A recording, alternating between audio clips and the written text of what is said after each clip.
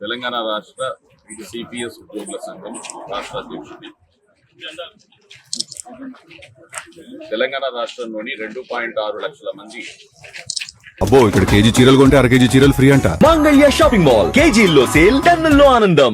CPS ఉద్యోగ ఉపాధ్యాయుల ఏకైక ఆకాంక్ష అయిన సిపిఎస్ రద్దు, పాత పెన్షన్ పునరుద్ధరణ కోసం టిఎస్సిపిఎస్సియు జూలై 11న భద్రాద్రి సీతారామచంద్ర స్వామి వారి ఆశీస్సులతో 33 జిల్లాల గుండా 119 మంది శాసనసభ్యులకు పాత పెన్షన్ పునరుద్ధరణకు సంబంధించిన వినతి పత్రాన్ని సమర్పించే కార్యక్రమం మొదలుపెట్టింది.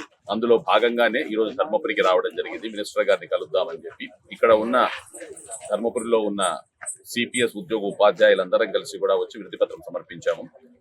కాంగ్రెస్ పార్టీ ఎన్నికలకు ముందు తమ మేనిఫెస్టోలో సిపిఎస్ రద్దు, పాత పెన్షన్ పునరుద్ధరణ అనే అంశాన్ని చేర్చడం జరిగింది. అంతేకాకుండా కాంగ్రెస్ ప్రభుత్వాలు రాజస్థాన్, ఛత్తీస్గఢ్, జార్ఖండ్, హిమాచల్ ప్రదేశ్ లో పాత పెన్షన్ ను పునరుద్ధరించాయి. కొత్త పెన్షన్ విధానంలో వచ్చే పెన్షన్ నామమాత్రమై కేవలం 3,000, 4,000 రావడం అనేది అశనిపాతం అవుతోంది. ప్రభుత్వ ఉద్యోగ ఉపాధ్యాయులకు వారి పదవీ విరమణ అనంతరం సామాజిక భద్రత కల్పించాలని మేము మినిస్టర్ గారికి వినతి పత్రం సమర్పించాం. మేము అడుగుతున్నది ఒకటే, మీ మేనిఫెస్టోని మీరు గౌరవించండి, ప్రభుత్వ ఉద్యోగిని ఆదరించండి, పదవీ విరమణ అనంతరం సామాజిక భద్రత కల్పించండి అని.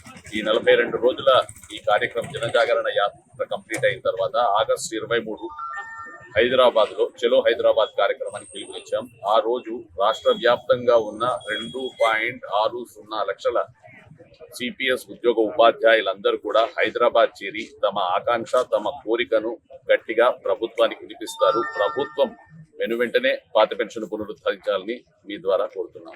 క్రమబద్ధమైనటువంటి టిఎస్ సిపిఎస్ జనజాగరణ యాత్రకు తెలంగాణ రాష్ట్ర టీచర్ ఫెడరేషన్ సంపూర్ణ మద్దతును ప్రకటిస్తుంది. కాంగ్రెస్ ప్రభుత్వం మేనిఫెస్టోలో పెట్టినటువంటి విధంగా ఖచ్చితంగా ఇచ్చినటువంటి హామీని అమలు పరచాల్సిన బాధ్యత ఈ రాష్ట్ర ప్రభుత్వంపై ఉంది. ఈ మలిదశ గతంలో ఒకసారి పోరాట కార్యక్రమం చేయడం జరిగింది. ఇది మలిదశ, ఇదే చివరి దశ పోరాటం కావాలని తెలంగాణ రాష్ట్ర టీచర్ ఫెడరేషన్గా మేము ఆకాంక్షిస్తున్నాం. ప్రభుత్వాన్ని కూడా విజ్ఞప్తి చేస్తున్నాం.